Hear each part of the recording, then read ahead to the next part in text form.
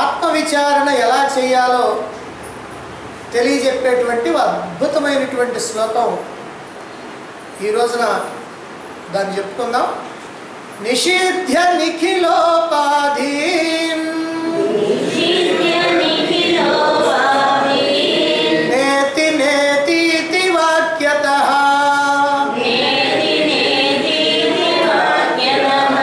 విద్యాదైక్యం మహావాక్యైః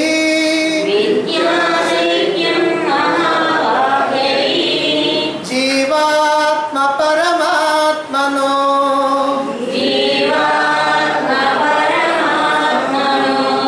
నేతి నేతి ఇది వాక్యతః ఇది కాదు అనేటువంటి వాక్యాల విచారణ ద్వారా నిఖిల ఉపాధిన్ అన్ని ఉపాధుల్ని కూడా నిషిధ్య త్రోసివేసి జీవాత్మ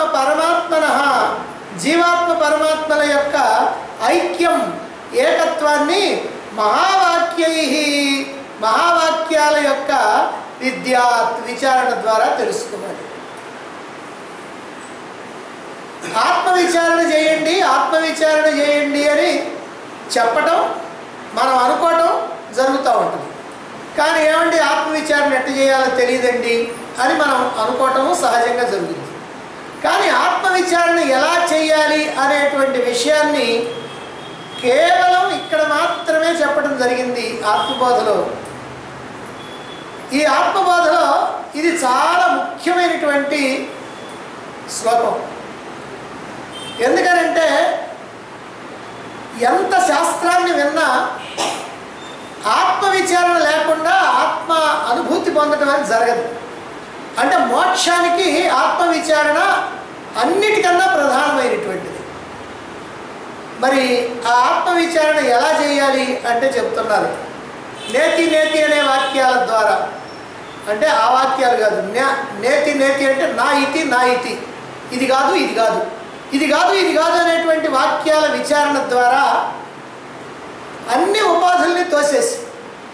ఉపాధులన్నింటినీ కూడా తోసేసి జీవాత్మ పరమాత్మల యొక్క ఐక్యతని మహావాక్యాల విచారణ ద్వారా తెలుసుకోవాలి. ఇక్కడ రెండు విషయాలు ఉన్నాయి. ఒకటేమో అడ్డమైనటువంటి ఉపాధులను తోసేయాలి, రెండవదేమో ఈ జీవాత్మ పరమాత్మేనని గ్రహింపుకు రావాలి. జీవాత్మ పరమాత్మ అనేటువంటి గ్రహింపుకి ఎట్లా వస్తామంటే మహావాక్యాల విచారణ ద్వారా. మరి ఉపాధులను ఎట్లా తోసేస్తామంటే ఇది కాదు అని విచారణ చేస్తూ తోసేయాలి. ఇప్పుడు ఇది కాదు విచారణ చేస్తూ ఎట్లా తోసేయాలనో, మహావాక్యాల విచారణ ఎట్లా చేయాలనో ఆ రెండు కూడా ఈ శ్లోకానికి వివరణగా మనం చెప్పుకోవాలి. ఆ వివరణ మనం పూర్తిగా చెప్పుకుంటే ఈ శ్లోకానికి మనం న్యాయం చేసినట్టు. అలా కాకుండా అక్కడున్న మాటలనే చెప్పుకొని ఉపాధులనేమో తోసేయండి, జీవాత్మ పరమాత్మ ఏకత్వాన్ని ఇదిగో మహావాక్యాల ద్వారా తెలుసుకోండి అని వదిలేస్తే దానివల్ల మనకేం ప్రయోజనం కలగదు. అందుకనే ఇక్కడ ఇది అద్భుతమైనటువంటి శ్లోకం ఆత్మవిచారణ చేయాలనుకున్నటువంటి వాళ్ళకి. కాబట్టి చాలా ప్రశాంతంగా వినండి. ఎందుకంటే ఆత్మను గురించి అనేక సందర్భాల్లో మనం తెలుసుకున్నాం. అనేక సంవత్సరాలు ఈ ఆత్మజ్ఞానాన్ని ఉపనిషత్తుల ద్వారా, భగవద్గీత ద్వారా, ప్రకటన గ్రంథాల ద్వారా మనం తెలుసుకుంటున్నాం, ఇంకా తెలుసుకుంటానే ఉంటాం. ఈ ఆత్మవిచారణ మనలో, ఆత్మజ్ఞానం మనలో బాగా గట్టిపడిన తర్వాత ఆత్మవిచారణ అనేటువంటిది మనం చేయగలుగుతాం. ఇప్పుడు గట్టిపడ్డది కాబట్టి ఆత్మవిచారణ మనం ఎలా చేయడానికి వీలవుతుంది అనే విషయాన్ని మనకి ఇక్కడ తెలియజేస్తూ ఉన్నారు. ఆత్మ హృదయ గుహలో ఉన్నది. హృద్గుహ, ఆత్మ హృదయ గుహలో ఉన్నది అంటే ఆత్మని హృదయ గుహ కప్పి ఉన్నది. ఆత్మ హృదయ గుహలో ఉన్నది అని అంటే ఆత్మని హృదయ గుహ కప్పి ఉన్నది అని. ఆత్మని ఏమిటయ్యా కప్పి ఉన్నది అని అంటే ఆ హృదయ గుహ 5 పొరలు కప్పున్నాయి. 1 కాదు 2 కాదు 5 పొరలు కప్పున్నాయి ఆత్మని. ఏమిటా పొరలు? అవే పంచకోశాలు. పంచకోశాలే 5 పొరలు. లేదు పంచకోశాలుగా చెప్పుకోకపోయినా స్థూల శరీరం 1 1, ఇంద్రియాలు 2, ప్రాణాలు 3, మనస్సు 4, బుద్ధి 5. ఈ 5 ఉపాధులు కూడా ఆత్మని కప్పి ఉంచింది. ఇప్పుడు ఆ ఆత్మని మనం తెలుసుకోవాలి. ఆ ఆత్మ నేనే అని తెలుసుకోవాలి. ఆ ఆత్మ నేరుగా ఉండాలి. ఎలా? నిజంగా చెప్పాలంటే 5 పొరలు ఆత్మని కప్పిని అని చెబుతున్నాం కదా. నిజంగా ఆత్మని కప్పినియా ఈ పొరలు? ఈ పొరల లోపల దాక్కొని ఉందా ఆత్మ అంటే ఈ 5 పొరలకి వేరుగా ఎక్కడో ఆత్మ దాక్కొని లేదు. వీటన్నింటికీ శక్తిని చైతన్యాన్ని ఇస్తూ వాటి పనులు చేసుకోవటానికి, వాటి విధులు నిర్వర్తించుకోవటానికి ఈ దేహము, ఇంద్రియాలు, మనస్సు, బుద్ధి, ప్రాణాలు వాటి పనులు చేసుకోవటానికి కావాల్సినటువంటి శక్తిని ప్రసాదిస్తూ వీటన్నింటిలోనూ వ్యాపించి, వీటన్నింటికి ఆవలా వ్యాపించి, వీటన్నింటికి లోపల వ్యాపించి అంతటా కూడా ఉన్నది ఆత్మ. ఎందుకనంటే ఆత్మ నిరాకారం. ఆత్మ సూక్ష్మాతి సూక్ష్మం. ఆత్మ సర్వవ్యాపకం. కాబట్టి అది అంతటా అన్నింటా వ్యాపించే ఉంది. కరెంటు ఫ్యాను ఎట్లయితే కలిసినట్టుగా ఉందో, కరెంటు లైటు ఎట్లయితే కలిసినట్టుగా ఉందో, కరెంటు మైకు ఎట్లయితే కలిసినట్టుగా ఉందో అదిగో ఆ ప్రకారంగా కలిసే ఉంది. తిరిగే ఫ్యాన్లో కరెంటు కూడా ఉంది, వెలిగే లైట్లో కరెంటు కూడా ఉంది. అయితే మనకు కనపడుద్దా అంటే కనపడదు. అలాగనే ఈ దేహము, ఇంద్రియాలు, మనస్సు, బుద్ధి, ప్రాణాలు వీటన్నింటిలో కూడా కరెంటు లాంటి ఆత్మ చైతన్యం ఉంది. కానీ అది మాత్రం కనపడదు. ఇవన్నీ కనపడతా ఉంటాయి, అది మాత్రం కనపడదు. కాబట్టి మరి ఇలా కనపడినటువంటి ఆత్మని కనపడేటువంటి ఈ దేహేంద్రియ మనోబుద్ధులతోటి ఎలా విడదీయాలా? వాటిని విచారణ ద్వారా విడదీయాలి. అలా విడదీసేందుకు విచారణ ఒక్కటే మార్గం, మరొక మార్గం లేనే లేదు. ఒక్క విచారణ ద్వారా మాత్రమే ఈ దేహేంద్రియ మనోబుద్ధులు అనేటువంటి ఉపాధుల్ని ఆత్మ నుండి వేరు చేయటానికి వీలవుతుంది. అసలు వేరెందుకు చేయాలండి? వేరు చేయకపోతే మరి అది ఇది అన్నీ కలిపి నేను అనుకుంటున్నానే.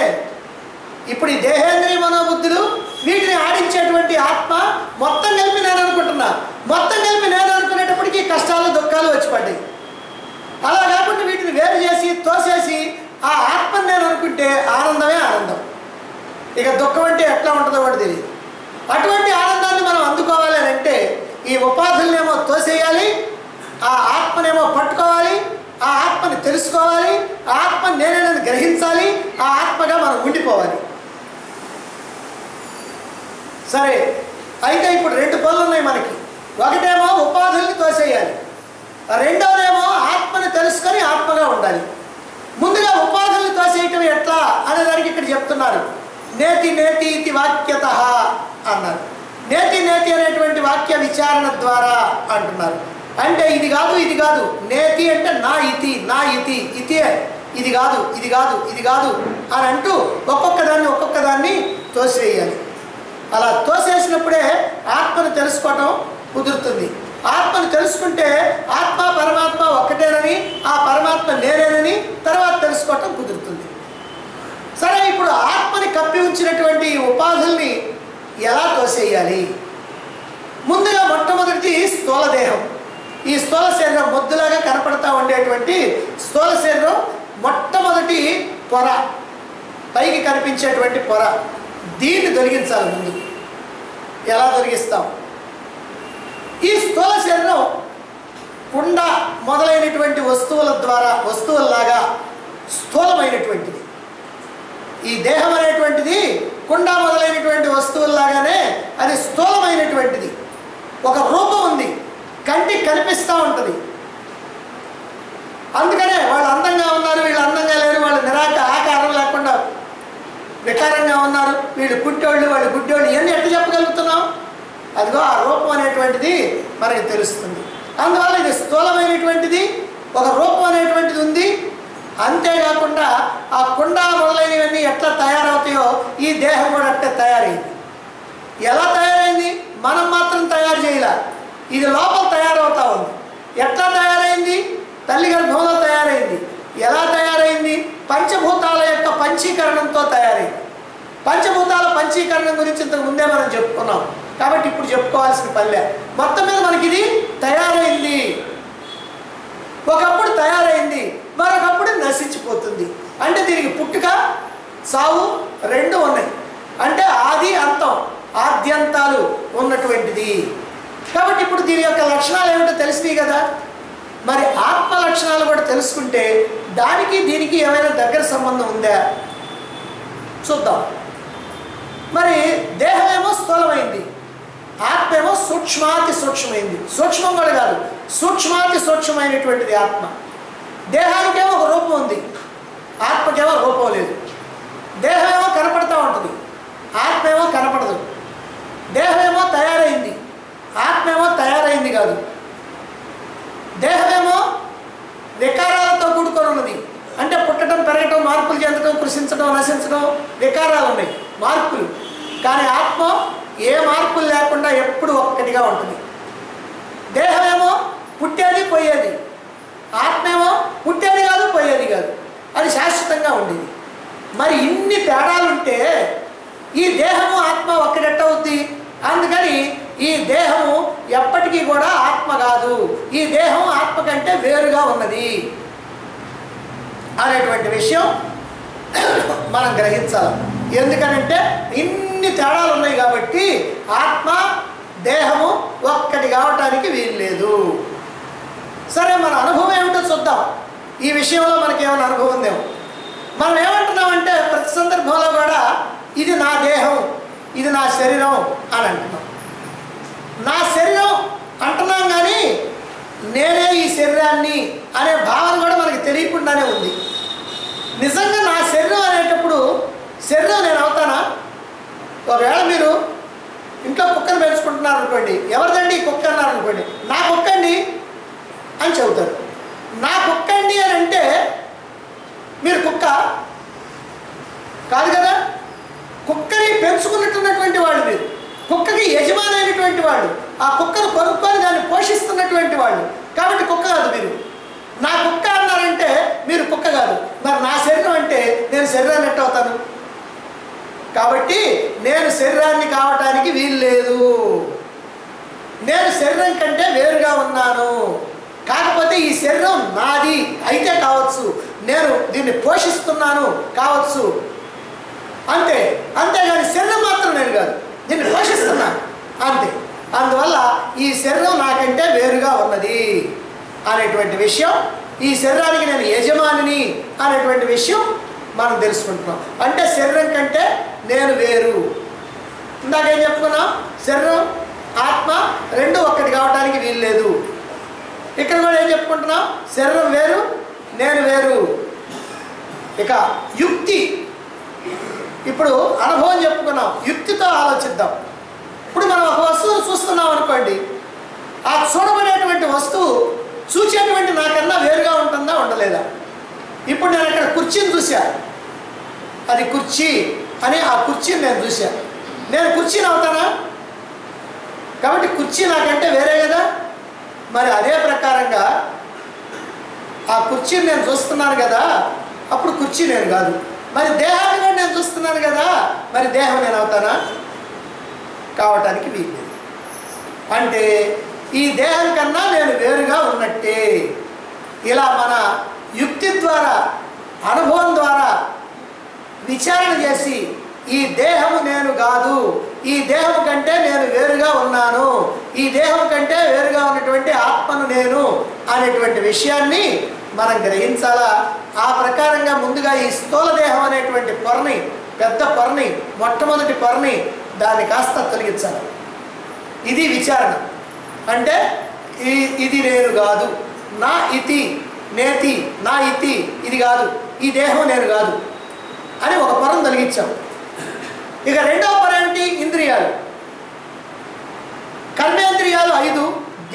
జ్ఞానేంద్రియాలు 5. కర్మేంద్రియాలు ఏం చేస్తాయి? మనసు చెప్పినట్టుగా చేస్తాయి. కర్మేంద్రియాలన్నీ మనసు చెప్పినట్టుగా చేస్తాయి. జ్ఞానేంద్రియాలు ఏం చేస్తాయి? ప్రపంచంలో ఉన్నటువంటి విషయాలన్నీ తెలుసుకొని దాన్ని మనసుకు అందిస్తాయి. అంటే ప్రాపంచికమైనటువంటి విషయాలను మనసుకు అందించేదేమో జ్ఞానేంద్రియాలు, మనసు చెప్పినట్టుగా పనులు చేసేదేమో కర్మేంద్రియాలు. ఇవి జ్ఞానేంద్రియాలు ఎందుకన్నా అంటే జ్ఞానాన్ని తీసుకొచ్చిస్తున్నాయి. ఇది కర్మేంద్రియాలు ఎందుకంటే కర్మలు చేస్తూ ఉన్నాయి. కాబట్టి ఈ ఇంద్రియాలు 5 ఇంద్రియాలు, ఈ 5 ఇంద్రియాలు మొత్తం 10 ఇంద్రియాలు ఉన్నాయి. సరే, ఈ ఇంద్రియాలన్నీ కూడా జడమైనటువంటివి. ఇవన్నీ కూడా వాటంతరవిగా పనిచేసేవి కాదు, సర్వస్వతంత్రంగా ఇవి పనిచేయవు. కాబట్టి ఈ ఇంద్రియాలు నేను కావడానికి వీల్లేదు. పైగా ఇంద్రియాలు 10. నేను 10 మంది, ఇక్కడ 10 మంది ఉన్నావా? నేను ఒక్కడిని. కాబట్టి నేను ఒక్కటి కాబట్టి ఇంద్రియాలు 10 కాబట్టి ఇంద్రియాలు నేను కావడానికి వీల్లేదు. పైగా ఇవి చేసేటువంటి పనుల్ని, వీటి యొక్క వృత్తుల్ని నేను తెలుసుకుంటా ఉన్నా. ఇప్పుడు కన్ను ఏం చేస్తున్నది? అదిగోనండి వస్తువులు చూస్తున్నది. చెవి ఏం చేస్తుంది? శబ్దాలు వింటున్నది. కాళ్ళు ఏం చేస్తున్నాయి? ఇక్కడి నుంచి అక్కడికి పోతున్నాయి. ఇవన్నీ కూడా నేను తెలుసుకుంటున్నానుగా. కాబట్టి నేను చూచేటువంటి వస్తువులు ఏవైతే ఉన్నాయో, నా చేత చూడబడేటువంటి వస్తువు నాకన్నా వేరు. నా చెప్పుకున్నాం, కుర్చీ నాకంటే వేరు, ఎందుకంటే దాన్ని నేను చూస్తున్నాను. అలాగనే ఈ కన్ను చేసే పని, ముక్కు చేసే పని, చర్మం చేసే పని, ఇవన్నీ కూడా నేను తెలుసుకుంటా ఉన్నా. కాబట్టి వీటన్నిటికంటే నేను వేరుగా ఉన్నాను. అంటే ఈ ఇంద్రియాలు నేను కాదు. పైగా ఈ ఇంద్రియాలన్నీ కూడా పనిముట్లు లాంటివి. మనం వాడుకోవడానికి కొన్ని పనిముట్లు ఉంటాయి, అదిగో ఆ పనిముట్లు లాంటివి. ఇప్పుడు ఆడవాళ్ళు వంటింట్లో ఉన్నారనుకోండి, వాళ్ళకి కొన్ని పనిముట్లు ఉన్నాయి. పొయ్యి ఉంటుంది, దాన్ని వెలిగించడానికి ఒక లైటర్ ఉంటుంది, దాని మీద పెట్టుకోవడానికి ఒక గిన్నె ఉంటుంది, అది ఒక పక్కన నీళ్ళు ఉంటాయి. ఇవన్నీ కూడా పనిముట్లు. అవన్నీ ఉపయోగించుకొని వంట చేస్తారు. అవన్నీ ఉపయోగించుకొని అలాగనే మనం ఉన్నాం అనుకోండి, ఒక పెన్ను ఉంటుంది, అది ఒక పనిముట్టు. దేనికేనంటే రాసుకోవడానికి కావాలి. ఒక బుక్ ఉంటుంది, అది ఒక పనిముట్టు. కాబట్టి ఈ పనిముట్లన్నీ కూడా నేను అవుతానా? పెన్ను నేను అవుతానా? బుక్ నేను అవుతానా? అంటే ఇవన్నీ కూడా నేను వాడుకునేటువంటివి. అలాగనే ఈ 5 కర్మేంద్రియాలు, 5 జ్ఞానేంద్రియాలు కూడా నేను వాడుకునేవి, అంతేగాని అవి మాత్రం నేను కాదు. అందువల్ల ఇవి ఏవి కూడా నేను కాదు. ఇప్పుడు కంటితో చూస్తున్నా, చెవితో వింటున్నా, కాళ్ళతో నడుస్తున్నా, మరి ఇవన్నీ కూడా చేస్తున్నాను కాబట్టి, ఇవన్నీ నేను చూస్తున్నాను కాబట్టి వీటన్నిటికంటే నేను వేరుగా ఉన్నాను. ఇక్కడ కూడా యుక్తితో ఆలోచించవచ్చు. ఈ ఇంద్రియాలు నేను కాదంటాను, ఎందుకంటే ఇది ఇంతగా చెప్పుకోవాల్సిన పని. ఇంద్రియాలు నేను కాదు, ఇంద్రియాలు చాలా ఉన్నాయి, అదొక్కటి చాలు. ఇప్పుడు ఇంద్రియాలు, కన్ను నేను అనుకోండి, కన్ను కనుక పోయింది అనుకోండి, ఏం చెప్పాలి? నేను పోయాను అంటావా? చెయ్యి, ఒకవేళ చెయ్యి పోయింది అనుకోండి, చెయ్యి పోయితే నేను పోయాను అని అంటావా? అనం. అంటే ఈ చెయ్యి, కన్ను ఇవన్నీ కూడా నాకన్నా వేరుగా ఉన్నాయి. అవి పోయితే నేను పోయినట్టు కాదు. కాబట్టి ఇవన్నీ కూడా నాకంటే వేరుగా ఉన్నాయి. అంతేకాదు, విషయాలను ఇంద్రియాలు తెలుసుకుంటున్నాయి, ఇంద్రియాలను మనసు తెలుసుకుంటుంది, మనసుని బుద్ధి తెలుసుకుంటుంది, బుద్ధిలో ఉన్నటువంటి ఆలోచనల్ని ఆత్మ చైతన్యం తెలుసుకుంటా ఉంది. కాబట్టి ఆ ఆత్మని నేను కానీ ఇవన్నీ కూడా నేను కాదు. ఇప్పుడు 2 పనులు పోయినాయి. ఒకటేమో స్థూల దేహం నేను కాదు, రెండవదేమో ఇంద్రియాలు నేను కాదు. నేతి నా ఇతి ఇది కాదు, ఈ దేహం నేను కాదు, ఇంద్రియాలు నేను కాదు. 2 మూడవది ప్రాణాలు. శరీరం కన్నా సూక్ష్మమై శరీరం అంతటా కూడా వ్యాపించి శరీరానికి, ఈ ఇంద్రియాలకి శక్తిని, చైతన్యాన్ని, కదలికల్ని ఇచ్చేటువంటి వాయువు ఏదైతే ఉందో గాలి, అది ప్రాణం. ఈ దేహానికి, ఈ ఇంద్రియాలకి అన్నిటికీ కూడా శక్తిని, చైతన్యాన్ని ఇస్తూ ఈ దేహంలోనే ఉండేటువంటి వాయువుని, గాలిని ప్రాణం అన్నారు. ఈ ప్రాణం కూడా నిజంగా జడమైనటువంటిది. చాలామంది ఏమనుకుంటారంటే ప్రాణం ఉంది, ప్రాణం పోయింది, ప్రాణం ఉంది ఉంటే వీడు పని చేస్తున్నాడు, ప్రాణం పోతే వీడు పని చేయట్లేదు, కాబట్టి ప్రాణం ఏమో చైతన్యం, వీడేమో జడం అని అనుకుంటారు. కానీ ప్రాణం కూడా జడమే.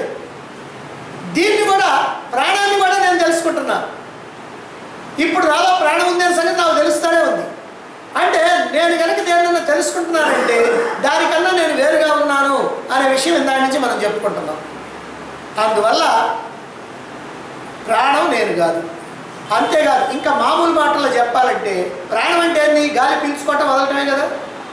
గాలి పీల్చుకుంటున్నది వదులుతున్నది నాకు తెలుసా తెలీదా? మీరు గాలి పీల్చుకుంటుంది వదులుతుంది మీకు తెలుసా తెలీదా? కాబట్టి మీరు గాలి పీల్చుకుంటున్నది వదులుతుంది మీకు తెలుసు కాబట్టి ఆ గాలి పీల్చుకోవటం వదలటం, ఆ గాలితోటి మీకు ఏ రకమైనటువంటి సంబంధం, అది మీరు ఒకటి కాదు. కాబట్టి దానికంటే మీరు వేరుగా ఉన్నారు.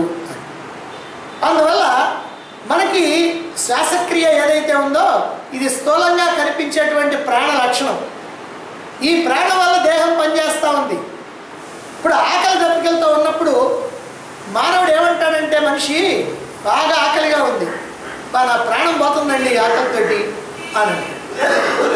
నా ప్రాణం పోతుందండి అని అంటే ఏమిటి? నా ప్రాణం అని అంటున్నా అంటే ప్రాణం నాకన్నా వేరుగా ఉంది అని. ప్రాణంతో నాకు ఇబ్బంది కలిగిందనంటే ప్రాణం నాకన్నా వేరుగా ఉన్నట్టే. అందువల్ల ప్రాణం అనేటువంటిది నేను కాదు, నా ఇతి 3 అయిపోయింది. 4వ పర మనస్సు. ఏమంటావు? నా మనసు ఎక్కడికో పోయిందండి. మిమ్మల్ని క్వశ్చన్ వేశారనుకోండి, క్వశ్చన్ చెప్పదు. ఏమో ఇప్పుడే కదా చెప్పింది, నేను చెప్పాను కానీ నా మనసు ఎక్కడికో పోయిందండి. ఓహో, మనసు ఎక్కడికో పోయింది. నా మనసు ఏందో ఇవాళ చాలా బాధపడుతుందండి. ఇవాళ నా మనసు అండి ఆనంద డోలికల్లో తేలియాడుతూ ఉందండి. ఆహా, ఏం గొప్ప ఆనందం అండి, చెప్పడానికి వీల్లేదు అని మనం ప్రతిరోజు వాడుతున్నాం ఈ మాటలు. నా మనస్సు అంటున్నామంటే మనస్సు నాకంటే వేరు. నా చెప్పుకున్నాం కదా, నా దేహం అంటే దేహం నాకంటే వేరు, నా ఇంద్రియాలంటే ఇంద్రియాలు నాకంటే వేరు, నా ప్రాణం అంటే ప్రాణం నాకంటే వేరు, నా మనస్సు అంటే మనసు నాకంటే వేరుగా ఉంది అని. అందుకనే నా మనస్సు అని అంటున్నాం కాబట్టి ఆ మనస్సు కన్నా నేను వేరుగా ఉన్నాను అంటే నేను మనస్సుని కలిగి ఉన్నానే కానీ నేను మనస్సుని మాత్రం కాదు. ఇంకా మనసులో వస్తున్నటువంటి ఆలోచనల్ని కూడా నేను తెలుసుకుంటా ఉంటాను. ఇప్పుడు నా మనసు ఏం ఆలోచనలు చేస్తుంది నాకు తెలుసు, నీ మనసు ఏం ఆలోచనలు చేసేది నీకు తెలుసు. అంటే ఇలా తెలుస్తుంది కాబట్టి ఆ మనస్సు నీకంటే వేరుగా ఉన్నటువంటిది. అంతేకాకుండా ఈ మనస్సు కూడా జడమైనటువంటిది.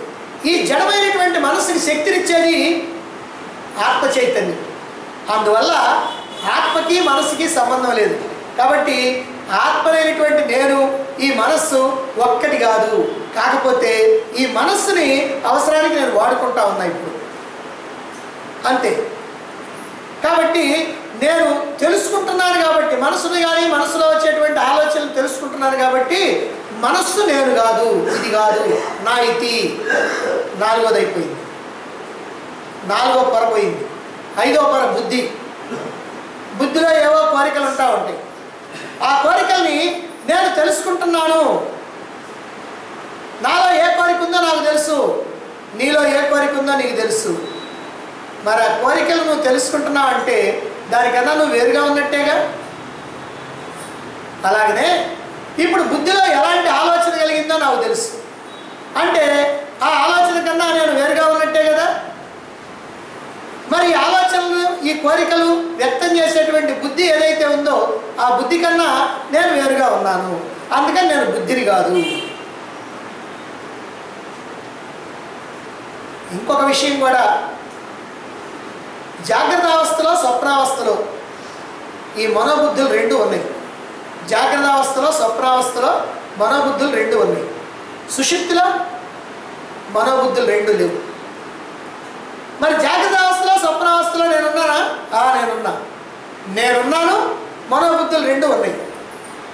సుషుప్తిలో నేనున్నాను కానీ మనోబుద్ధులు లేవు. అంటే అర్థమైంది, నేను మాత్రం ఎప్పుడు ఉంటాను, మనోబుద్ధులు మాత్రం కొంతసేపు ఉంటున్నాయి, కొంతసేపు ఉంటున్నా. కాబట్టి అవి నేను ఎట్టవుతాను? కొంతసేపు ఉండి కొంతసేపు లేకుండా పోయాయి, నేను ఎలా అవుతాను? అందువల్ల ఈ మనోబుద్ధులు 2 కూడా నేను కాదు, అవి నాకంట వేరైనటువంటివి. పైగా మనోబుద్ధులు 2 కూడా జడమైనటువంటివి. ఈ జడమైనటువంటి మనోబుద్ధులకి శక్తిని ఇచ్చేటువంటిది, చైతన్యాన్ని ఇచ్చేటువంటిది ఆత్మ, అంటే నేను. కాబట్టి నా చైతన్యం వల్ల ఈ మనోబుద్ధులు పనిచేస్తున్నాయి, నా చైతన్యం వల్ల ప్రాణాలు పనిచేస్తున్నాయి, నా చైతన్యం వల్ల ఇంద్రియాలు పనిచేస్తున్నాయి, నా చైతన్యం వల్ల దేహం కూడా పనిచేస్తూ ఉంది. కాబట్టి ఈ దేహము, ఇంద్రియాలు, ప్రాణాలు, మనస్సు, బుద్ధి ఇవి ఏవి కూడా నేను కాదు. నేతి నేతి, నా ఇతి నా ఇతి. దేహం నేను కాదు, మనస్సు నేను కాదు, ఇంద్రియాలు నేను కాదు, ప్రాణాలు నేను కాదు, బుద్ధి నేను కాదు. మరైతే నేను ఎవరిని తర్వాత మాట్లాడతాను. ఎందుకనంటే ఇక్కడ ఏముందనంటే నేను అనే దాంట్లో ఈ 5 ఉన్నాయి, ఆత్మ ఉంది. ఈ 5 నేను కాదంటే ఆ ఆత్మ నేను. ఇది మామూలుగా తెలుసుకునేటువంటి విషయం. అందువల్ల ఈ ఉపాధులు, ఈ ముసుగులు, ఈ 5 ముసుగులు, ఈ దేహము, ఇంద్రియాలు, ప్రాణాలు, మనస్సు, బుద్ధి అనేటువంటి 5 ముసుగులు ఏవైతే ఉన్నాయో ఈ 5 ముసుగులు కూడా ఆత్మని కప్పిరి. ఈ 5 ముసుగుల్ని కూడా ఇది కాదు, ఇది కాదు, ఇది కాదు, ఇది నేను కాదు, నేను కాదు, నేను కాదు, నేను కాదు అని తీసేస్తాం. ఎలా తొలగిస్తున్నాం? నేతి నేతి, ఇది కాదు, ఇది కాదు, ఇది కాదు అని విచారణ ద్వారా తొలగిస్తూ ఉన్నాం. ఇంకేమైనా మార్గం ఉందా? ఇంకేం మార్గం లేదు, విచారణ ద్వారా తొలగించాలి. అయితే మనసుతో ఎంత ఆలోచించినా, ఎంత విచారణ చేస్తున్నా ఈ దేహ, ఇంద్రియ, ప్రాణ, మనోబుద్ధులు అనేటువంటివి నాకన్నా వేరుగా భావించం. ఎందుకనంటే ఏ విచారణ లేకుండా ఉన్నాం కాబట్టి. వీటన్నిటికంటే వేరుగా మరి ఇంకేమైనా ఉందా కనిపించడానికి? నిజంగా వీటిలాగానే కనిపించేది మనకి భావనకి అర్థమయ్యేది ఇంకోటి కనుక ఉంటే అప్పుడు ఇవి నేను కాదండి, అది నేనండి అని అనుకునేవాళ్ళం. కానీ ఇంకోటి ఏది కనిపించదు. మరి ఆ కనిపించినటువంటి వస్తువు, మన భావనకి అందనటువంటి వస్తువు, ఆ ఆత్మని మనం ఎలా తెలుసుకోవాలి? సరేనండి, ఎట్లా కష్టపడి విచారణ ద్వారా ఈ 5 పొరల్ని తొలగించాం. ఈ 5 తొలగించిన తర్వాత నాకు ఇంకేం కనపడతలా. ఆ కనిపించనిది, ఆ భావానికి అందనిది అయినటువంటి ఆత్మని నేను అని తెలుసుకోవడానికి మనం ఏం చేయాలి? ఎట్లా మనం అనుభవానికి తెచ్చుకోవాలా? ఎలా దానితో మనం ఐక్యం కావాలా? ఎలా అదే నేను అనేది కావాలా అంటే దానికి చెప్పారు ఇక్కడ మహావాక్య విచారణ ద్వారా. కాబట్టి మహావాక్య విచారణ ద్వారా ఆత్మతత్వాన్ని గ్రహించాలి. నేను ఆత్మను అని గ్రహించాలి. నేను అవి కాదు అనడం వరకు బాగానే ఉంది. నేను ఈ దేహేంద్రియ మనోబుద్ధులు కాదు అనడం వరకు బాగానే ఉంది. మరి నేను ఎవరో తెలియాలి కదా, దానికే మహావాక్య విచారణ. మనకి 4 వేదాల్లో 4 మహావాక్యాలు ఉన్నాయి. ఈ 4 మహావాక్యాలు కూడా ఆ వేదాల యొక్క సారం అన్నమాట. అందుకని 4 మహావాక్యాలు కనుక తెలుసుకుంటే వేదాల సారం అంతా తెలిసినట్టు. అందులో మొట్టమొదటి మహావాక్యం ఏంటంటే తత్వమసి అనేది. ఇది సామవేదంలో చాందోగ్యోపనిషత్తులో ఉన్నటువంటి మహావాక్యం. ఈ తత్వమసి అనేటువంటి మహావాక్యాన్ని గురువు ఉపదేశం ఇస్తాడు. ఆ ఉపదేశాన్ని అనుసరించి మనం విచారణ చేయాలి. రెండవది ప్రజ్ఞానం బ్రహ్మ అనేటువంటిది. ఇది ఋగ్వేదంలోది ప్రజ్ఞానం బ్రహ్మ. మూడవ వాక్యం అయమాత్మ బ్రహ్మ. ఇది మొన్ననే మనం అధర్వణ వేదంలో ఉన్నటువంటి మాండుక్యోపనిషత్తుని చెప్పుకున్నప్పుడు చెప్పాం. రెండో మంత్రం అది అయమాత్మ బ్రహ్మ. సోయమాత్మ బ్రహ్మ, అయమాత్మ బ్రహ్మ, సోయమాత్మ చతుష్పాద్ అని మనం చెప్పుకున్నాం. కాబట్టి అయమాత్మ బ్రహ్మ, అయం ఆత్మ, ఈ ఆత్మ బ్రహ్మ, బ్రహ్మమే, పరమాత్మే. నాలుగవది అహం బ్రహ్మాస్మి. ఇది యజుర్వేదంలోది. అహం బ్రహ్మాస్మి, అహం అంటే నేను, బ్రహ్మాస్మి బ్రహ్మాన్ని అయి ఉన్నాను, పరమాత్మని అయి ఉన్నాను, నేను పరమాత్మనే అయి ఉన్నాను. ఇది అనుభవవాక్యం. అది ఉపదేశ వాక్యం. రెండవది లక్షణ వాక్యం. మూడవది సాక్షాత్కార వాక్యం. నాలుగవది అనుభవ వాక్యం. ఈ 4 వాక్యాల ద్వారా, ఈ మహావాక్య విచారణ ద్వారా మన యొక్క స్వరూపాన్ని మనం తెలుసుకోగలుగుతాం. మన యొక్క స్వరూపం ఆత్మ అని తెలుసుకోగలుగుతాం. ఈ 4 మహావాక్యాల విచారణ మీకు గ్రంథంలో చెప్పాం. అప్పుడు ఎక్కువ మంది హాజరై ఉండకపోవచ్చు, ఎండాకాలం కాబట్టి. అదేమిటి? సాధన పంచకం. సాధన పంచకం అనేటువంటి గ్రంథం శంకరాచార్యుల వారు 5 శ్లోకాల్లో ఒక్కొక్క శ్లోకంలో 8 సాధనలు చొప్పున 5, 8, 40 సాధనలు చెప్పారు. ఆ సాధన పంచకంలో చెప్పాం ఈ 4 మహావాక్యాల విచారణ చాలా వివరంగా కూడా చెప్పడం జరిగింది. అందుకోవటం సరే మీ అదృష్టాలను పెట్టి ఉంటుంది అనుకోండి. అది అందువల్ల ఈ 4 మహావాక్యాల్లో ఇప్పుడు మనం ఇక్కడ తత్వమసి మహావాక్య విచారణ గురించి మనం కొద్దిగా తెలుసుకుందాం. ఎందుకంటే మహావాక్య విచారణ ద్వారా నేను ఆత్మను తెలుసుకోవడానికి వీలవుద్ది అని చెప్పుకున్నాం కదా. ఎలా వీలవుతుంది అనేది మనం ఇప్పుడు చెప్పుకుందాం. ఈ తత్వమసి మహావాక్యం చాందోగ్యోపనిషత్తులో, సామవేదంలో ఉన్నటువంటి చాందోగ్యోపనిషత్తులోది.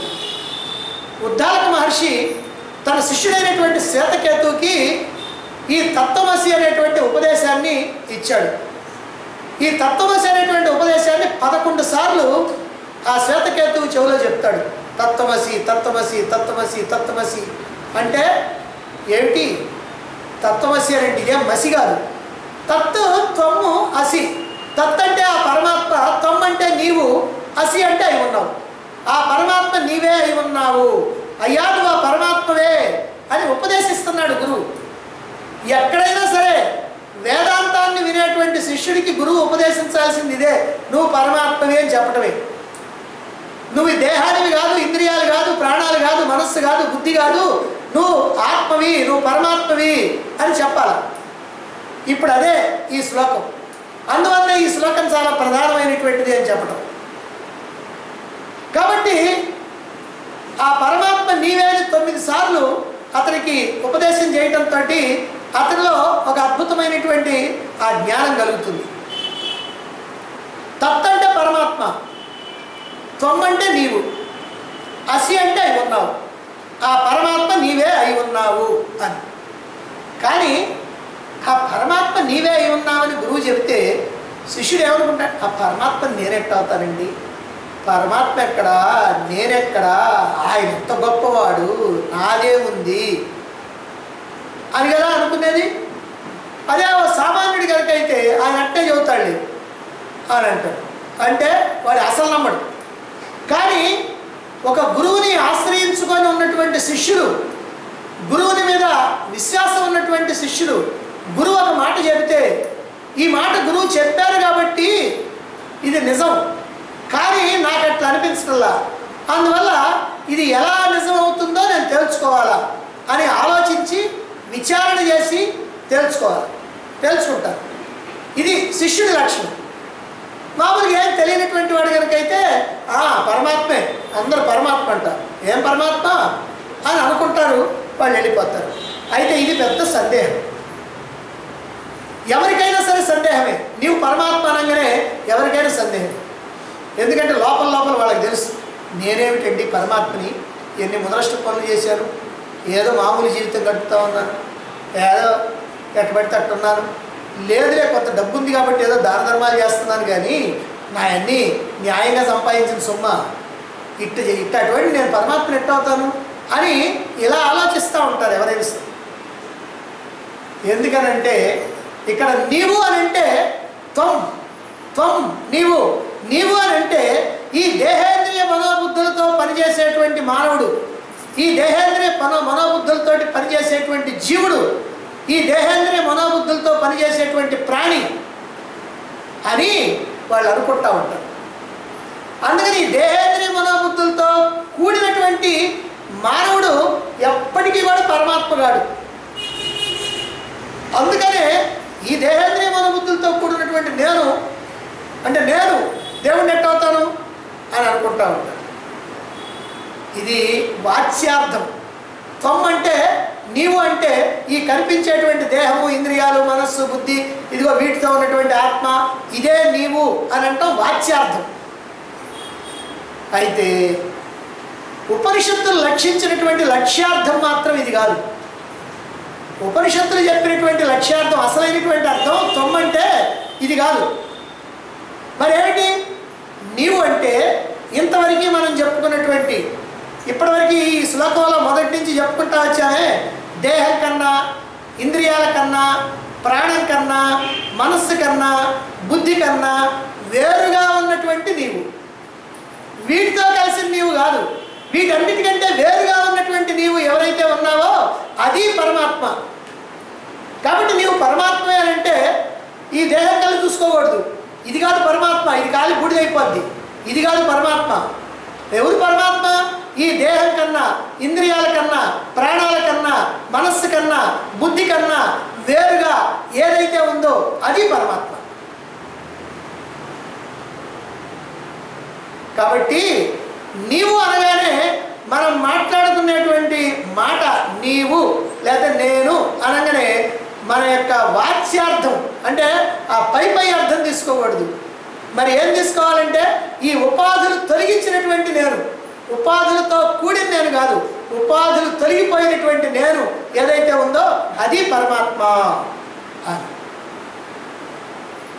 కాబట్టి ఈ దేహేంద్రియ మనోబుద్ధుల కన్నా వేరుగా ఉండి ఈ దేహేంద్రియ మనోబుద్ధులన్నీ వాటి వాటి వృత్తుల్ని నిర్వర్తించుకోవడానికి కావలసినటువంటి శక్తినిస్తూ, వాటికి కావలసినటువంటి చైతన్యాన్ని ప్రసాదిస్తూ, వాటి ధర్మాలు వాటిని నెరవేర్చుకోవడానికి అవకాశం ఇస్తూ ఉండేటువంటి ఆత్మ ఏదైతే ఉందో అది నీవు, అదే నేను.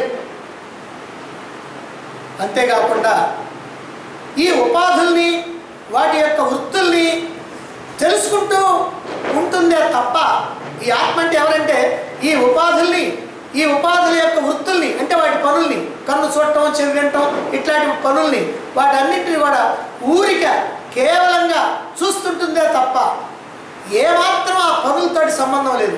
ఈ చూడటంతో కానీ, వినటంతో కానీ, పనులు చేయటంతో కానీ దేనితోటి సంబంధం లేకుండా ఉండేటువంటిది అది ఆత్మ, అది నీవు.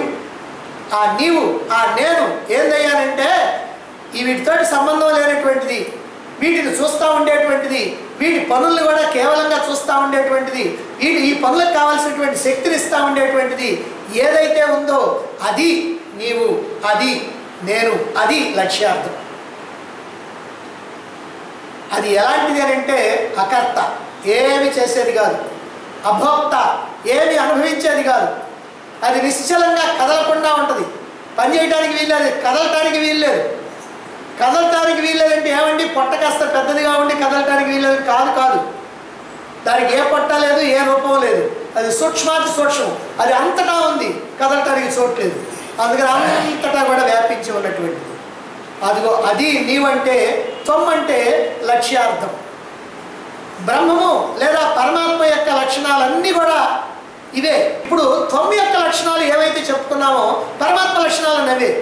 ఈ త్వం ఏం చెప్పుకున్నాం? దేహము, ఇంద్రియాలు, మనస్సు, బుద్ధి ఇవేవి లేనిది, ఇవన్నీ తొలగిపోయింది. మరి పరమాత్మ ఇవేవి లేవు పరమాత్మకి.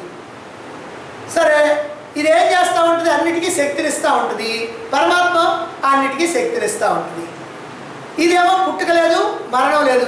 ఈ దేహేంద్రియ మనోబుద్ధులు పుడతా ఉంటాయి, పోతూ ఉంటాయి, కానీ దానికి పుట్టుక లేదు, మరణం లేదు. మరి పరమాత్మగా పుట్టుక లేదు, మరణం లేదు. సరే, ఇది అన్నిటిని కూడా తెలుసుకుంటూ ఉంటుంది కేవలంగా. పరమాత్మ అన్నిటినీ కేవలంగా తెలుసుకునేవాడు. ఇది ఆనంద స్వరూపం, పరమాత్మ ఆనంద స్వరూపం. కాబట్టి ఇది పరమాత్మ రెండు ఒకటి. అసలు ఇది పరమాత్మ రెండు లేవు, మొత్తం ఒకటి. కాబట్టి ఈ త్వమ్ము, ఆ తత్ రెండు ఒక్కటే. అందుకనే తత్, త్వమ్ము, అసి అనేటువంటి పదంతో రెండింటికి ఏకత్వాన్ని చెప్పారు. తత్ అనేటువంటి పదాన్ని త్వమ్ అనేటువంటి పదంతో కలిపి ఏకత్వం చెప్పాల్సి వచ్చింది. అందుకని అసి, అయి ఉన్నావు అని ఏకత్వాన్ని చెప్పడం జరిగింది. అందుకని తత్వమసి అనేటువంటిది మహావాక్యం. ఈ ఒక్క మహావాక్యం మానవ జీవితాన్ని ఉద్ధరించేది. ఈ ఒక్క మహావాక్యాన్ని విచారణ చేస్తే మానవ జీవితమే సార్థకమవుతుంది. కోటాను కోట్ల జన్మలు ఎత్తినటువంటి జన్మలన్నీ కూడా సార్థకమైపోతాయి. ఇక ముందు జన్మంటూ లేకుండా పోయేటువంటి స్థితి వస్తుంది. ఇక మరొక విషయం ఏమిటంటే దీన్ని మరింత జాగ్రత్తగా విచారణ చేయాలి. దీన్ని ఎంత చెప్పినా తక్కువే. ఈ తత్తు త్వమ్ము, తత్ అంటే అది, త్వమ్ అంటే నీవు. ఇక్కడ తత్తు త్వమ్ అనేటప్పటికల్లా ఏమంటే రెండు ఉన్నాయా? తత్ అనేది ఒకటి, తొమ్మ అనేది ఒకటి ఉంటే అది ఇది రెండు ఒక రకమైన అనే సందేహం ఎవరికైనా వస్తుంది. అంటే అస్సలు కానే కాదు. ఈ తత్తు తొమ్ము రెండు కాదు, ఒక్కటే. మరి రెండు కాకపోతే ఒక్కటి కావాలని ఎందుకంటే అంటాం? నీ అజ్ఞానంలో నువ్వు అది రెండు అనుకుంటున్నావు కాబట్టి నీ అజ్ఞానాన్ని తీసేసి ఇది ఒక్కటే అని తెలుసుకోవాలి. అందుకనే ఒక ఉదాహరణ చెబుతారు. ఏమిటా ఉదాహరణ చెబుతుంది తెలుసా? అతడే ఈ దేవదత్తుడు. ఒక అద్భుతమైనటువంటి ఉపమానం ఇది. ఈ ఒక్కటే మాట, అతడే ఈ దేవదత్తుడు. ఏమిటి మాట? అతడే ఈ దేవదత్తుడు అంటే రాత్రి నాటకంలో ఒక పాత్ర వేశాం. ఏమిటా పాత్ర అంటే దేవదత్తుడు. ఆ దేవదత్తుడి పాత్ర ఎలాంటిదనంటే ఓ రాజుగారి పాత్ర. అందుకని కిరీటం, మేసాలు, మరి భుజకీర్తులు, మరి వెనక కాస్త ఏలాడతా బట్ట, మరి పూసల డ్రస్సు, ఓ కాళ్ళకి బ్రహ్మాండమైనటువంటి చెప్పులు, ఇవన్నీ కూడా ఉండి బ్రహ్మాండంగా ఉన్నావు. నిన్ను కనుక్కోవడానికి వెళ్ళగాలి. సరే రాత్రి నాటకం చూసాం, నిన్ను చూసాం. నలుగురు స్నేహితులు పోయి నాటకం చూసాం. చూస్తే ఆ నాటకంలో వాడు బ్రహ్మాండంగా యాక్ట్ చేశాడు, బాగానే ఉంది రాజుగారు దేవదత్తు. సరే తెల్లారిపోతుంటే మార్కెట్కి పోతే కూరగాయలు కొనుక్కోవడానికి పోతే వాడు కూడా వచ్చాడు. వచ్చిన తర్వాత ఎవరి ఇతను ఎక్కడో చూసినట్టుంది అన్నాడు నా స్నేహితుడు. దేవదత్తుడేనయ్యా వీడు. రాత్రి నాటకంలో చూస్తే దేవదత్తుడు, ఆ దేవదత్తుడే వీడు అని అన్నాను. ఇప్పుడు నేను ఆ దేవదత్తుడు వీడే అని అన్నప్పుడు నువ్వు ఇద్దరు అనుకుంటున్నావా ఒక్కడనుకుంటున్నావా? ఆ దేవదత్తుడు వీడు, వాడొకడు వీడొకడు, ఇద్దరు ఒక రకమైన వాళ్ళు అని అనుకుంటున్నావా? లేదా వీడే వాడు వాడే వీడు అని అనుకుంటున్నావా? వాడే వీడు అని అనుకుంటున్నావు. దీంట్లో మాత్రం సందేహం రాదు. ఇక్కడ మాత్రం వస్తుంది. తత్తు తొమ్ము రెండు ఒకటేనంటే తత్తు అంటే పరమాత్మ, తొమ్ము అంటే నీవు అంటే నువ్వు పరమాత్మ రెండు ఒకటేనా అంటే ఇద్దరున్నారా అనే సందేహం వస్తుంది. ఈ సందేహం పెట్టుకోవద్దు అని చెప్పడం కోసమని ఆ దేవదత్తుడు ఇతడే అన్నాడు. నాటకం వేసేటప్పుడు ఒక స్త్రీ పాత్ర వేయటానికి పూర్వకాలంలో పురుషులే వేసేవాడు. అందుకని ఆ స్త్రీ పాత్ర వేసుకున్నప్పుడు ఆ చీర కట్టుకోవటం కానీ, మరి ఆ హావభావాలు కానీ, ఆ డ్రెస్ కానీ అదంతా కూడా అట్లా ఉంటుంది. తెల్లారి పొద్దున్నే వాడు కనపడ్డాడు అనుకోండి, ఇదే రాత్రి నాటకంలో అమ్మాయి పాత్ర ఇలా వీడే అనండి. అంటే అలాంటప్పుడు ఎవరికైనా అనుమానం వస్తా? వీడే అంటే వీడు వేరు, రాత్రి అమ్మాయి వేరు అని అనుకుంటారా? వీడే అమ్మాయి వేషం వేసాడు. అలాగనే ఇక్కడ కూడా అంతే. అయ్యా తత్ అనేటువంటిది ఈ తొమ్ము అనేటువంటి వేషంతో ఉంది. ఈ తొమ్ముకున్న వేషం తీసేస్తే తత్ అయిపోయింది. మళ్ళీ జాగ్రత్తగా వినండి. తత్ అనేటువంటిది అంటే పరమాత్మ. పరమాత్మ ఇది పొరలు కప్పుకొని వేషం వేసుకొని, ఇది పొరల వేషం వేసుకొని తొమ్మైంది. ఈ తొమ్ముల నుంచి 5 పొరలు తొలగించాము, తత్ అయింది. కాబట్టి తత్తు తొమ్ము అసి, తత్తు తొమ్ము అయిపోయింది, ఒక్కటే. కాబట్టి అప్పుడు ఆ కాలంలో ఆ వేషంలో ఉన్నాడు, ఇప్పుడు ఈ కాలంలో ఈ వేషంలో ఉన్నాడు. రాత్రి ఆ స్టేజీ మీద ఆ వేషంలో ఉన్నాడు, రాజు వేషంలో. ఇప్పుడు మామూలు ప్యాంటు షర్ట్ వేసుకొని కూరగాయలు కొనుక్కోవడానికి మార్కెట్ దగ్గర ఉన్నాడు. కాబట్టి వాడు వీడు ఒక్కడే, అసలు ఇద్దరు కాదు, వేషం ఒక్కటే తేడా. అదేవిధంగా ఇప్పుడు తొమ్మంటే నువ్వు వేషం వేసుకొని ఉన్న తత్వి. అందుకని మనం ఎలా భావించాలంటే ఎల్లప్పుడూ కూడా నేను పరమాత్మని, కాబట్టి ఈ వేషం వేసుకొని ఉన్నా, వేషం వేసుకున్నటువంటి పరమాత్మని అనేటువంటి భావంతో ఉండాలి. వేషం వేసుకున్న పరమాత్మని ఏదైనా కష్టాలు సుఖాలుంటే వేషానికి, నాకు కాదు అనేటువంటి భావన కూడా ఉండాలి. అందుకని ఎల్లప్పుడూ ఆనందం ఎట్లా వస్తుంది ఆత్మకి అని అంటే, ఆత్మ ఆనంద స్వరూపం. ఎందుకనంటే నువ్వు కష్టాలు పడుతున్నప్పుడు కూడా నువ్వు ఆనంద స్వరూపానివే. ఎందుకంటే కష్టాలు పడుతుంది వేషం, నేను కాదు. దుఃఖం ఎవరు పడతారు? మనసు. సుఖం ఎవరికి? మనసుకి. కానీ ఆత్మనైనటువంటి నాకు ఆనందమే ఆనందం అని ఈ ప్రకారంగా ఉన్నదంతా ఒక్కటే. ఆ తత్తే ఈ తొమ్ము. ఈ తొమ్ము వేషంతో ఉంది, ఆ తత్తు వేషం లేకుండా ఉంది.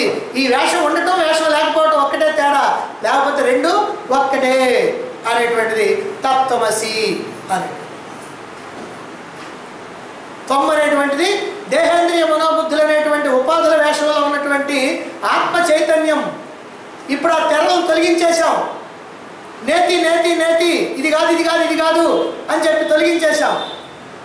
తొలగించేసి ఏం చేసాం? ఉన్నటువంటి ఆత్మని ప్రధానంగా తీసుకున్నాం. ఈ ఆత్మ చైతన్యమే త్వం. ఇది ఆ పరమాత్మ చైతన్యమైనటువంటి తత్తు. కాబట్టి ఈ తత్తు త్వము రెండు ఒక్కటే. గంగానది దగ్గరికి పోయి, కాశీలో గంగానది దగ్గరికి పోయి ఓ బులుగు రంగు సీసా ఉంది వాడి దగ్గర. ఆ సీసాలో గంగాజలం పోసుకున్నాడు. పోసుకొని ఇదిగో గంగాజలం అన్నాడు. ఇదిగో గంగాజలం అన్నాడు. మీరేమంటారు? అది బులుగు రంగులో ఉంది, గంగాజలం స్వచ్ఛంగా తెల్లగా ఉంది, అది బులుగు రంగులో ఉంది, అది గంగాజలం ఎట్ట అవుద్ది అని అన్నారు. నిజంగా గంగాజలమే. ఆ బులుగు రంగు సీసాలో పోయటం వల్ల మళ్ళీ బులుగు రంగు కనపడుతుంది. ఆ సీసా తీసేస్తే మామూలే, అది గంగాజలమే. ఇప్పుడు దాంట్లో నుంచే పట్టుకొచ్చాడు వాడు, ఇంకెక్కడి నుంచో పట్టుకురాలా, ఆ నదిలో నుంచే పట్టుకొచ్చాడు ఆ సీసాలో ముంచి. ఆ సీసా రంగు ఉండేటప్పటికల్లా అది గంగాజలం కాదనుకున్నాం. ఉపాధులు ఉండేటప్పటికల్లా నేను పరమాత్మ కాదనుకుంటున్నాం. ఇది మన అజ్ఞానం. ఈ అజ్ఞానాన్ని మనం తొలగించుకోవాల్సింది. కేవలం ఉపాధుల కారణంగా మన స్వరూపాన్ని మనం మర్చిపోయామనంటే ఇదే. కేవలం ఉపాధుల కారణంగా, ఈ దేహేంద్రియ మనోబుద్ధుల కారణంగా నా స్వరూపాన్ని నేను మర్చిపోయాను. ఆత్మైనటువంటి నేను అనాత్మను అనుకుంటున్నాను. ఆత్మైనటువంటి నేను జీవుడిని అనుకుంటున్నాను. ఎందుకు అనుకుంటున్నానంటే కేవలం ఉపాధుల కారణంగా. అందుకని ఉపాధులను తోసేయాలి. ఉపాధులను తోసేయడానికి నేతి నేతి. అది తోసేస్తే మిగిలింది ఏదైతే ఉందో అదే ఆత్మ. దాన్నేమో ఈ మహావాక్యాల ద్వారా మనం తెలుసుకోవాలా. కాబట్టి ఇలా అక్కడ గంగాజలం, ఈ బులుగు సీసాలో ఉన్నటువంటి గంగాజలం రెండు ఒక్కటే. ఆ జలమే ఈ జలం, ఈ జలమే ఆ జలం. ఆ రంగు సీసాగా తొలగిస్తే అది ఒకటే ఉద్ది. అలాగనే మనం కూడా ఈ దేహేంద్రియ మనోబుద్ధులు అనేటువంటి ఉపాధులను తొలగించుకోవడానికి నిత్యము కూడా నేతి నేతి అనేటువంటి విచారణ చేస్తూ వాటిని తొలగించుకుంటూ ఆత్మగా ఉండటానికి మనం ప్రయత్నం చేయాలా. నేను ఆత్మను, నేను బ్రహ్మాన్ని అనేటువంటి విషయం ఎల్లప్పుడూ కూడా గుర్తుపెట్టుకోవాలి అని ఈ శ్లోకం ద్వారా మనం చక్కగా గుర్తుపెట్టుకొని విచారణ సాగించాలి. ఇప్పుడు నీవు ఆత్మవు, నీవు బ్రహ్మానివి అని మహావాక్యాల ద్వారా, విచారణ ద్వారా తెలుసుకొని బ్రహ్మము, నేను బ్రహ్మాన్ని అని తెలుసుకున్నావు. ఆ బ్రహ్మముగానే ఉండాలి. మరి బ్రహ్మాన్ని తెలుసుకున్నావు, నేను ఆత్మని బ్రహ్మాన్ని అని తెలుసుకున్నావు. కానీ బ్రహ్మముగా ఉండకపోతే ప్రయోజనం లేదు. తెలుసుకుంటే లాభం లేదు. బ్రహ్మముగా ఉండాలి. మరి ఆ బ్రహ్మముగా ఉండాలి అని అంటే నా లక్షణాలు ఏమిటి, నా స్వరూపాలు ఏమిటి, నా స్వరూపం ఏమిటి అంటే బ్రహ్మము యొక్క లక్షణాలు ఏమిటి, ఆ బ్రహ్మము యొక్క లక్షణాలు నా లక్షణాలు అవి రెండు ఒకటి కావాలి. అంటే నేను బ్రహ్మాన్ని అని చెప్పాలంటే బ్రహ్మము యొక్క లక్షణాలు నీకు ఉండాలి. ఇంకో లక్షణం అంటే నువ్వు బ్రహ్మానివి కాదు. కాబట్టి ఇప్పుడు ఆ లక్షణాలని, నేను ఎలాంటి వాడిని, నా లక్షణాలు ఏమిటి అనేటువంటి విషయాన్ని ఈ శ్లోకం నుంచి వరుసగా 7 శ్లోకాల్లో చెప్పబోతా ఉన్నారు. వరుసగా 7 శ్లోకాల్లో ఎందుకు చెప్తున్నారనంటే అసలు ఇదే మనకి ప్రధానమైనటువంటి విషయం. ఎందుకనంటే ఎంతసేపు అయినా బాగానే తెలుసుకుంటాం, కానీ బాగా తెలివి ఉంది కాబట్టి ఆత్మగా మాత్రం ఉండం. కాబట్టి ఆ వ్యవహారాల్లో పడిపోతున్నాం, దీన్ని మర్చిపోతున్నాం. అందుకనే మనకి బాగా గుర్తుండటం కోసమని ఈ లక్షణాలన్నీ కూడా చెప్పబోతున్నారు. వాటిని తర్వాత తెలుసుకుంటాం.